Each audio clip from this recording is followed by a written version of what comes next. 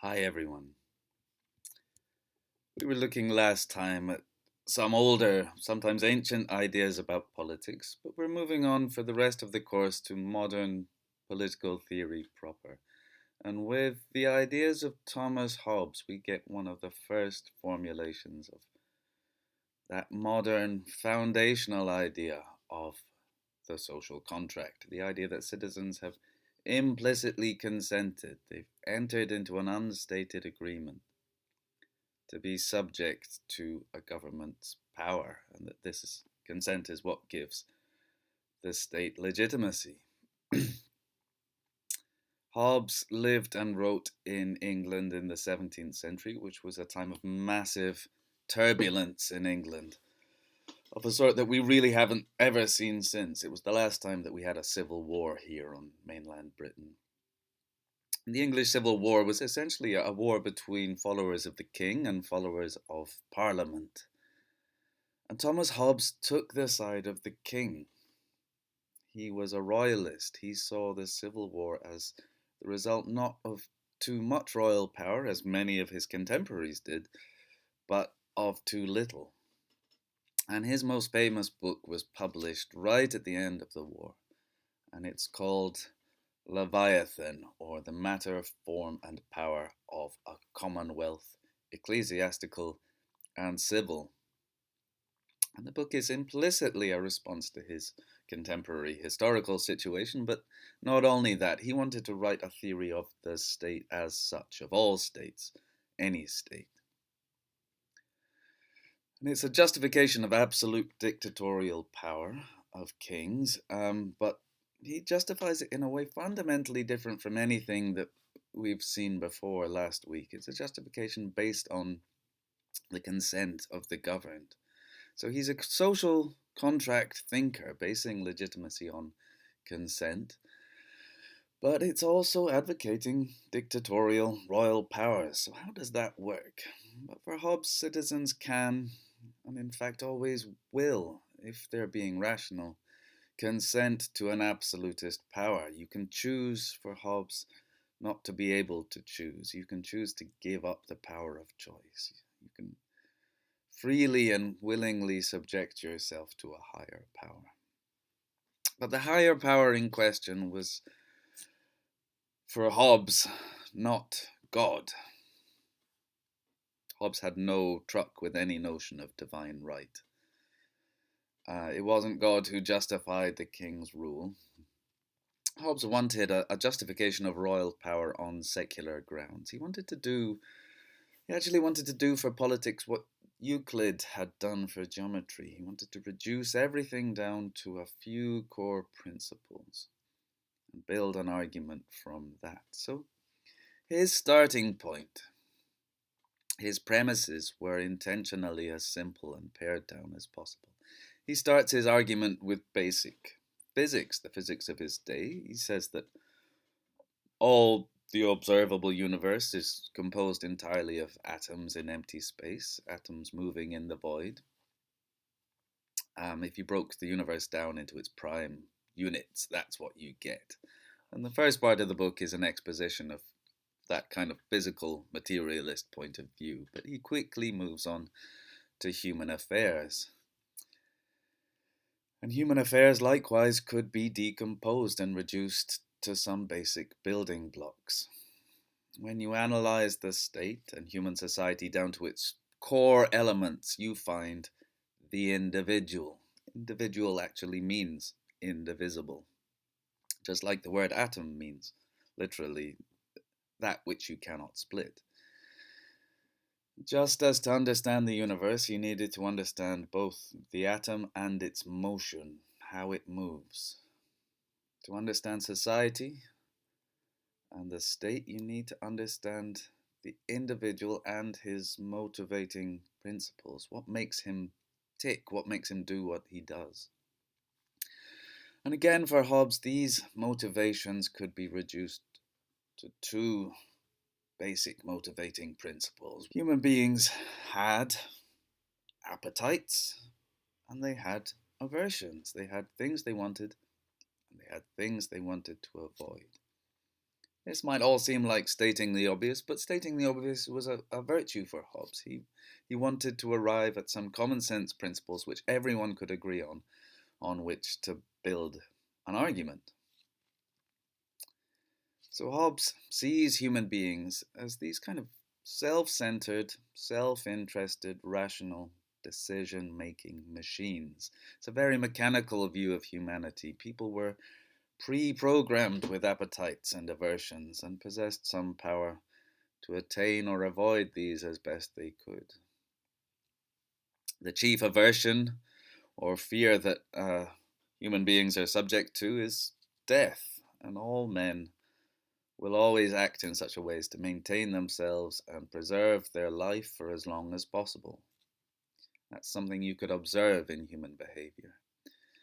And this observable fact for Hobbes gives man a kind of inherent right, an entitlement, what he calls a right of nature.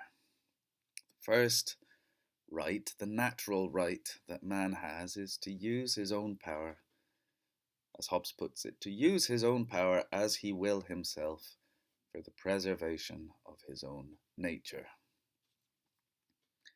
This is the first law, if you like, the law of self-defense. I'm entitled by nature to protect myself to as great an extent as my power will allow me. And originally, the power that men have to attain these is pretty much equal. For Hobbes, men are created more or less equal, not just in some abstract judicial sense, but more or less equal in strength and intelligence and natural God-given power. More or less. Some people are a bit stronger than others, but not so much that a bit of ganging up can't compensate for. You might be stronger than one person, but you're never stronger than two. Hobbes believed that all men are created equal, which sounds lovely, but it's not so great for him. All men are created equal, and that's the problem.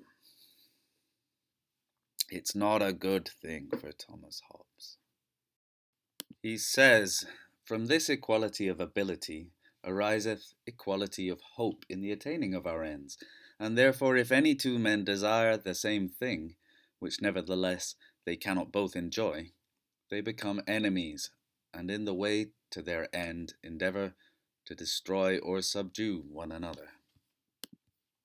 And the natural result of this for Thomas Hobbes is nothing less than hell on earth. For Hobbes, man in his natural condition, before he becomes subject to the state, is in a state of war, of all against all. War isn't an aberration that suddenly afflicts people. War is, Hobbes believed, the default condition of mankind. Don't ask why war happens, ask how it ever stops, given what we know about humans and human nature. War is natural, peace is artificial. Peace for Hobbes has to be constructed by human endeavour.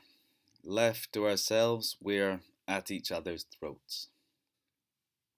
This is what Hobbes calls the state of nature. It's a state prior to the man-made construction of governments and civil societies. It's, as I say, our original condition. He says, "Whatsoever therefore is consequent to a time of war, where every man is enemy to every man, the same is consequent to the time wherein men live without other security than what their own strength and their own invention shall furnish them withal. In such a condition there is no place for industry, because the fruit thereof is uncertain, and consequently no culture of the earth, no knowledge of the face of the earth, no account of time, no arts, no letters, no society, and which is worst of all, continual fear and danger of violent death, and the life of man is solitary, poor, nasty, brutish, and short." These last 5 words are really what Hobbes is most famous for now, this view of the hellish state of nature. In his natural condition, everyone has a natural right to everything. I have a right to your wallet. You have a right to my car keys. He has a right to his wife, etc., etc. There's no presiding power distributing goods fairly amongst people, so everything's up for grabs. So, in effect, what this means is that you have a right only to that which you personally can lay hold of and defend from others. And Hobbes in Leviathan tells the story of how we emerge from this state. He takes us back to a time before governments. But really, the purpose of this story isn't historical. The state of nature isn't merely something that happened, it's an ever present possibility just around the corner for any society at any time. Really, the state of nature doesn't have to have ever existed in its complete form at all. It's really more a kind of thought experiment in order to show what a king is, what a government is, what they're for. You have to imagine a world without them. And that world for Hobbes is pretty grim. Hobbes's purpose isn't just to explain what was there before governments and kings, but in a way to justify their existence. Kings and earthly powers and hierarchies are there to protect us from the state of nature.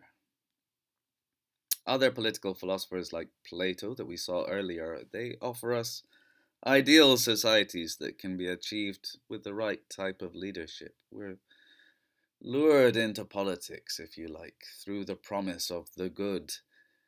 Hobbes has no time for this kind of reasoning. For him, we flee into politics to avoid the bad.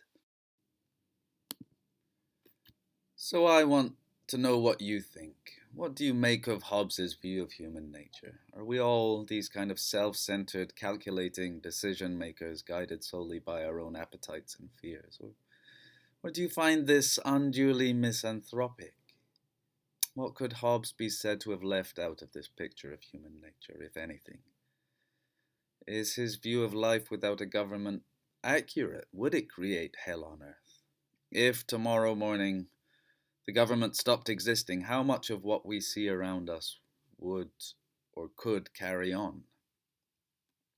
What would everyone do? What would you do? Tell me when we meet.